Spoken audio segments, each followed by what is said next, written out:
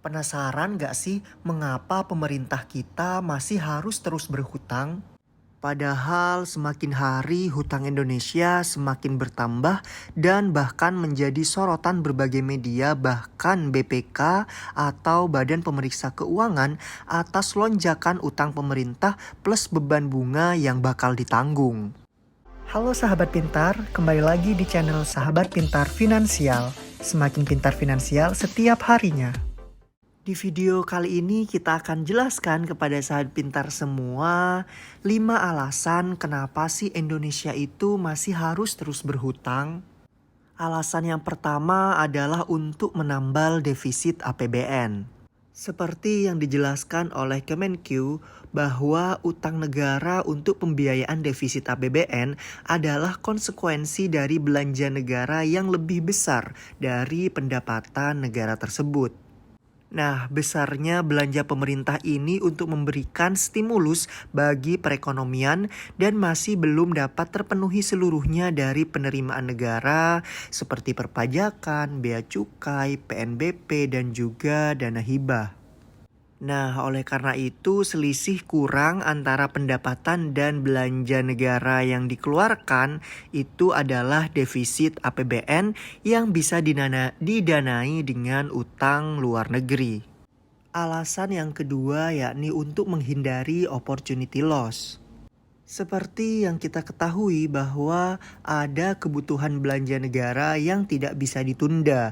Misalnya penyediaan fasilitas kesehatan untuk masyarakat dan juga ketahanan pangan. Kenapa lebih baik tidak ditunda? Karena penundaan pembiayaan ini justru akan mengakibatkan biaya atau kerugian yang lebih besar di masa yang akan datang. Dan Kemenq menjelaskan bahwa kesempatan pembiayaan pembangunan saat ini dioptimalkan untuk menutup gap penyediaan infrastruktur dan meningkatkan indeks pembangunan manusia atau IPM, yang dimana masih relatif tertinggal dibandingkan dengan negara lain. Gimana ya cara meningkatkan indeks pembangunan manusia atau IPM? Jadi peningkatan IPM ini dapat dipenuhi antara lain melalui peningkatan di sektor pendidikan, di sektor kesehatan, dan juga perlindungan sosial. Alasan yang ketiga yakni untuk menjaga pertumbuhan ekonomi. Sudah sering digembar-gemborkan bahwa nanti pada tahun 2045 Indonesia diproyeksikan menjadi salah satu dari 7 negara dengan kekuatan ekonomi terbesar di dunia. Sehingga salah satu kebutuhan Indonesia juga infrastruktur yang memadai untuk bisa menggerakkan ekonomi, menciptakan pemerataan, dan berujung pada pengentasan kemiskinan. Beberapa contoh infrastruktur yang dibiayai dari utang pemerintah adalah MRT, waduk-waduk, kemudian jembatan, dan sejumlah proyek jalur kereta api. Kemenq juga menjelaskan bahwa hasil dari pembangunan infrastruktur memang tidak dapat dirasakan dalam waktu singkat. Sebagai contoh saja pembangunan jembatan yang membutuhkan 2-3 tahun, manfaat dari jembatan ini dapat dinikmati setelah jembatan selesai dibangun. Berikutnya, alasan lain negara kita masih harus berhutang adalah untuk dapat memberikan legacy atau warisan aset yang baik untuk generasi selanjutnya. Nah, warisan yang baik ini muncul ketika hutang digunakan untuk membiayai hal-hal yang produktif dan memberikan manfaat bagi generasi mendatang. Misalnya untuk belanja infrastruktur dan juga pendidikan.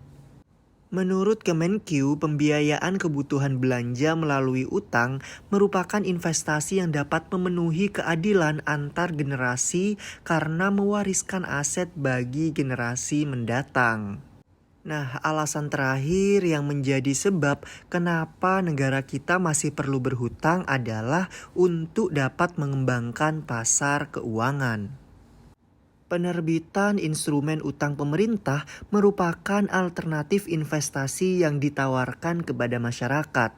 Dan juga instrumen utang pemerintah ini di pasar keuangan dapat digunakan sebagai acuan atau benchmark bagi industri keuangan lainnya. Menurut Kemenkyu, kegiatan operasi moneter oleh Bank Indonesia juga turut didukung melalui penerbitan instrumen utang dari pemerintah.